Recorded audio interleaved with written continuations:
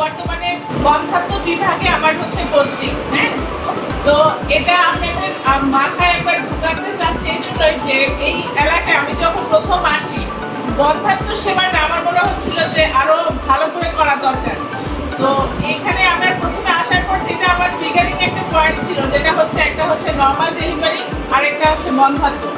তো আমি জানি না নর্মাল ডেলিভারি পেশেন্টগুলো আজকে আসছে কিনা, কিন্তু আমার নিজের হাতে আমি কিন্তু এই এলাকায় আমি নর্মাল ডেলিভারি করেছি। কিন্তু মাঝে মাঝে আমি বেশ কয়েকটা বাধার সম্মুখীন হয়েছে, এটা আমি পরে আস্তে আস্তে আপনাদের এটা বোঝাবো। তো ম্যাডামের এক নাম্বার হচ্ছে আমি ঢাকা মেডিকেলে আছি এবং আমি কিন্তু গাইনির উপরে এমএস করা।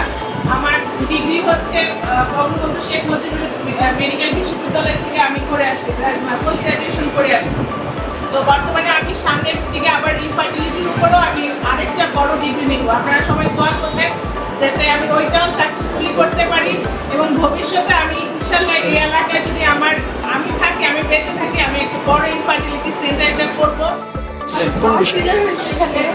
আমাদের এখানে সেবা কেমন ছিল? ডাক্তার কেমন ছিল? আমাদের এখানে সিস্টার ডাক্তার যারা ছিল তাদের কোনো সমস্যা ছিল বা আমাদের হসপিটালের পরিবেশ কোনো সমস্যা? আপনি তো আমাদের এই হসপিটাল থেকে সেবা নিয়েছেন, বা আমাদের হসপিটালের সেবাটা কিরকম ছিল, বা আমাদের হসপিটালের ভিতরে ইনডোরে কোনো সমস্যা ছিল?